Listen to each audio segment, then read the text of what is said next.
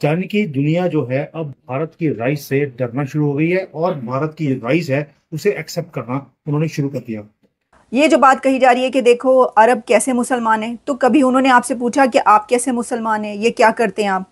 और एक चीज है कि टर्की ने हमेशा भारत को सपोर्ट ही नहीं किया। टर्की ने हमेशा पाकिस्तान को सपोर्ट किया। कश्मीर के मुद्दे के ऊपर भी रिपीटेड टाइम एंड ओवर उन्होंने पाकिस्तान की तरफ से पाकिस्तान को सपोर्ट किया है। कि भारत की इकोनॉमिक पावर क्या है, कतर ने दिखा दी अपनी पावर। अमेरिकन प्रेसिडेंट झुक गया है रिश्वत लेने के बाद। और अब भारत, दोस्तों पूरी दुनिया इस वक्त युद्ध के माहौल में है। भारत और पाकिस्तान अभी भी टेंशन बनी हुई है बॉर्डर के ऊपर, कभी भी युद्ध दोबारा से शुरू हो सकता है। एंड जो ग्लोबल पावर है वो अनश्योर है कि भारत झुकेगा या पाकिस्तान झुकेगा और यहां पे होगा क्या। इस बीच में हमारी स्टॉक मार्केट सबसे ज्यादा तेजी से राइज कर रही है, आपने हर रोज देखा है। अब एक और बॉम्ब ब्लास्ट कर लिया, economic bomb shell Modi ji ने किया है। मोदी जी ने कह दिया या दुनिया की रेटिंग एजेंसीज ने किया है, ये आप डिसाइड करिए। Sovereign credit rating has been upgraded. आपने जिंदगी में कभी नहीं सुना होगा कि युद्ध का माहौल है, दो कंट्रीज युद्ध के बीच में है और एक कंट्री की क्रेडिट रेटिंग को इंक्रीज कर दिया जाता है। यानी कि मिडिल ईस्ट में वॉर शुरू होने वाला है, ग्लोबल मार्केट्स शेकी है और एक गोल्ड एजेंसी उसने भारत की रेटिंग को इंक्रीज कर दिया, एंश्योर कर दिया कि we are not a emerging power, we are a power. अब आप बोलेंगे यार ये पॉसिबल कैसे है? टेंशंस चाइना के साथ इंक्रीज हो रही हैं, टेरर थ्रेट्स पाकिस्तान से इंक्रीज हो रहे हैं, ग्लोबल स्लो डाउन है और फिर भी जो हमारी क्रेडिट रेटिंग है वो ऊपर चली गई। दोस्तों यानी कि दुनिया जो है अब भारत की राइस से डरना शुरू हो गई है और भारत की राइस है उसे एक्सेप्ट करना उन्होंने शुरू कर दिया। और ये सारा कुछ हुआ because of Modi economic vision जो 10 सालों में उन्होंने इस कंट्री के लिए किया है, वही रिमार्केबल। मैं अब भारत में आता हूँ, गर्व से आता हूँ कि यार क्या तरक्की करी है। इसलिए मैं सारी चीजों को ब्रेक डाउन करूंगा भी कि किस तरह से ये हुआ है और क्रेडिट रेटिंग इंक्रीज करने का मतलब क्या है। पहले तो नाम लेते हैं मॉर्निंग स्टार DBRS। ये रही वो कंपनी जिन्होंने जो टॉप रेटिंग क्रेडिट एजेंसी है दुनिया की, जैसे मूडीज है, फिश है, वैसे ही इनका नाम आता है। अब इन्होंने एक रिपोर्ट निकाल दी। उन्होंने बोल दिया कि भारत की जो रेटिंग जो BBB माइनस थी वो अब BBB हो गई है, यानी कि BBB। एक एक्सक्लूसिव क्लब है पूरी दुनिया में जिसको कहते हैं रिलायबल कंट्रीज, स्ट्रॉन्ग इकोनॉमी। उस क्लब में लाकर हमें खड़ा कर दिया जहां पर इटली, साउथ कोरिया, जापान ऐसी कंट्रीज खड़ी है, बिग इकोनॉमीज। और वहां पर अब ऑफिशियली उस लीग में भारत आके खड़ा हो गया है युद्ध के टाइम के बीच में। आपको पता है कि प्रेसिडेंट ट्रंप पहले सऊदी अरेबिया पहुंचे, उसके बाद कतर और फिर यूएई। तो ये जो क्लिप वायरल हो रहा है ये यूएई का है, जिसमें वो यूएई के प्रेसिडेंट के साथ चलते हुए आ रहे हैं और दोनों तरफ लड़कियां खड़ी हैं जिन्होंने एक ही तरह का ड्रेस पहना हुआ है और वो एक ख़ास अंदाज में अपने बालों को मूव कर रही हैं, फ्लिप कर रही हैं, बालों को हिला रही हैं और उसको एक डांस भी कहा जा सकता है। ज़रा ये देखिए, फिर इसके ऊपर मैं बताती हूँ कि हो क्या रहा है।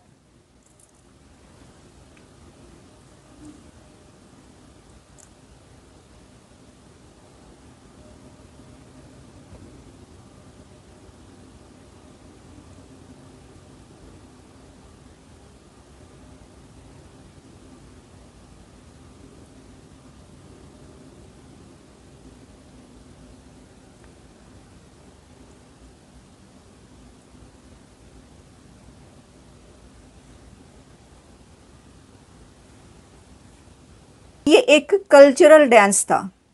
अब इस पर जिसको भी एतराज़ है वो क्यों है, देखिए उनकी मर्ज़ी। ये जो बात कही जा रही है कि देखो अरब कैसे मुसलमान हैं, तो कभी उन्होंने आपसे पूछा कि आप कैसे मुसलमान हैं, ये क्या करते हैं आप? तो अगर आप नहीं बदल सकते तो वो क्यों बदलें, और इसमें बदलने की क्या बात है?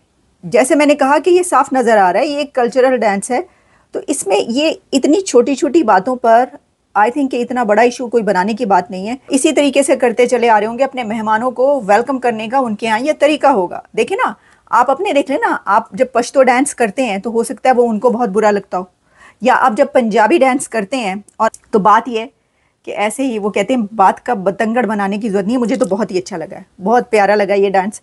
और प्रेसिडेंट ट्रम्प तो हैरान ही रह गए, हैरान परेशान रह गए, वो देख रहे हैं और बड़ा खुश, बहुत ज़्यादा एक्साइटेड हो गए ट्रम्प साहब ये देखकर, क्योंकि उन्होंने for the very first time देखा था कि ये हो क्या रहा है, मेरे लिए इतनी लड़कियां खड़ी हैं और वो डांस कर रही हैं। That that was amazing.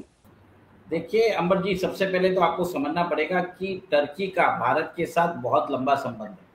1919 में खिलाफत मूवमेंट हुआ था भारत के अंदर, जिसको कांग्रेस ने सपोर्ट किया था, क्योंकि टर्की में वो ऑटोमन एम्पायर को बचाने के लिए उन्होंने किया था।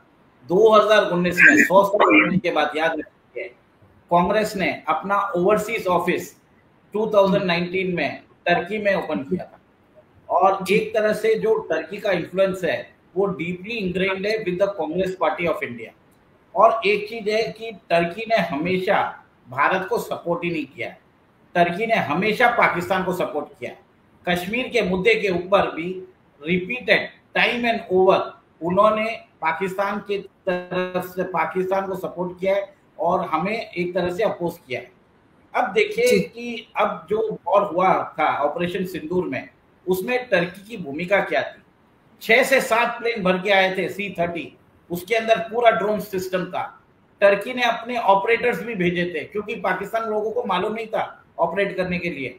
आपको याद है कि थोड़े दिन पहले 8 या 9 तारीख को 300 से 400 ड्रोन उन्होंने भेजे थे भारत की तरफ, जिसको हमारे मिसाइल डिफेंस सिस्टम ने इंटरसेप्ट किया, न्यूट्रलाइज भी किया। तो ये काम किया था टर्की ने।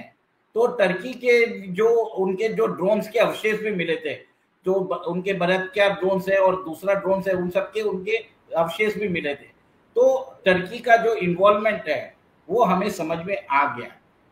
अंबर जी, ये देखिए कि अब भारत को लग रहा है कि टर्की ने एक तरह से इन डिसइंफॉर्मेशन कैंपेन भी चालू किया।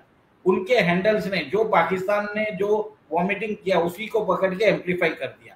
तो इसके खिलाफ, भारत के खिलाफ इंफॉर्मेशन वॉरफेयर भी किया, भारत के अगेंस्ट ड्रोन्स और वेपन्स भी दिए। उन्होंने अपना एक वॉरशिप भी भेजा कराची बेस पे, आपने वो भी देखा होगा। ओपनली उनको बोला कि हम पाकिस्तान के साथ खड़े हैं। इतना तो सपोर्ट चीन ने भी नहीं किया। चीन ने मतलब उनको एक तरह से सिर्फ वेपन सिस्टम्स दिए थे, उनको अपना जो ऑपरेशन करने के लिए स्टाफ, और इतना खुल के बात नहीं किया था जितना टर्की ने दिया था। तो अब भारत के लोगों ने क्या किया, टर्की की जो ट्रैवलिंग है, बताया जाता है every year 330,000 Indians 330,000 Indians travel to Turkey. उधर 4,000 करोड़ के उनको व्यापार दिया जाता है भारत की तरफ से। देखिए, बताया जाता है कि टर्की के अंदर 11 से 12% उनकी इकोनॉमी टूरिज्म से चलती है।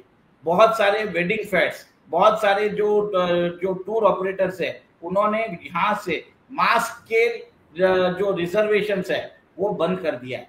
ईज माई ट्रिप ने कर दिया है, मेक माई ट्रिप ने कर दिया है, कॉक्स एंड किंग्स ने कर दिया है। गुजरात में 800 लोगों की एक एसोसिएशन है, उन्होंने तो पूरा का पूरा ट्रिप कैंसिल कर दिया। जो टर्की के अंदर जो ऑफर्स दिए जा रहे थे वेबसाइट्स पे, वो बंद कर दिए।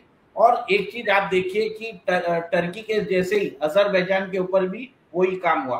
अजरबैजान में बताया जाता है कि 2,40,000 लोग गए हैं, और अजरबैजान ने भी बोला कि हम पाकिस्तान के साथ हैं। देखिए, पाकिस्तान को सपोर्ट करने वाला ये 2 नेशन ही है, टर्की एंड अजरबैजान। और आप ये देखिए कि टर्की के साथ हमारा जो ट्रेड रिलेशन है, बताया जाता है $10 बिलियन का है। और हमने एक तरह से टर्की के अंदर, आपने देखा ही होगा कि हमने आज टर्की के अंदर जो पुणे के एप्पल वाले हैं, उन्होंने बोला कि हम टर्की से अभी कुछ लेने वाले नहीं है। राजस्थान के मार्बल जो इंपोर्ट करते हैं टर्की से, 14 से 16 लाख टन ऑफ मार्बल, वो अब इंपोर्ट नहीं करने वाले हैं। देखिए, हमने टर्की के ऑफिशियल हैंडल्स को एक तरह से बैन कर दिया है, उनके टर्किश न्यूज के। तो भारत ने उधर एक डिजिटल स्ट्राइक भी किया है। भारत की यूनिवर्सिटी जैसे जामिया मिलिया यूनिवर्सिटी, JNU, और मौलाना अब्दुल कलाम यूनिवर्सिटी है, उनके भी जो बताते हैं कि करार हुए थे टर्की के साथ, वो उन्होंने खत्म कर दिया है। और एक तरह से बताया जाता है कि भारत के अंदर एयरपोर्ट की जो ग्राउंड हैंडलिंग होती थी, वो टर्की की एक एजेंसी करती थी, सेलेबी। अब ये सेलेबी क्या है, सेलेबी का अगर आप ओनरशिप पैटर्न देखते हैं तो उसमें 10% ओनरशिप है एर्दोगान की बेटी का, और एर्दोगान की बेटी को शादी की है बलात्कार के ओनर से। ये वही ड्रोन है, बलात्कार ड्रोन, जो भारत के ऊपर यूज किया गया। और आपको बता दूं, जो ग्राउंड हैंडलिंग होती है वो बहुत ही एक तरह से वीआईपी एरिया के पास है। तो बहुत सारे एयरपोर्ट्स में अदानी ने भी कैंसिल कर दिया है और उसके कारण सेलेबी के शेयर कल 10% गिर गए थे। तो भारत एक तरह से टर्की की इकोनॉमी को खत्म करने की कोशिश कर रहा है।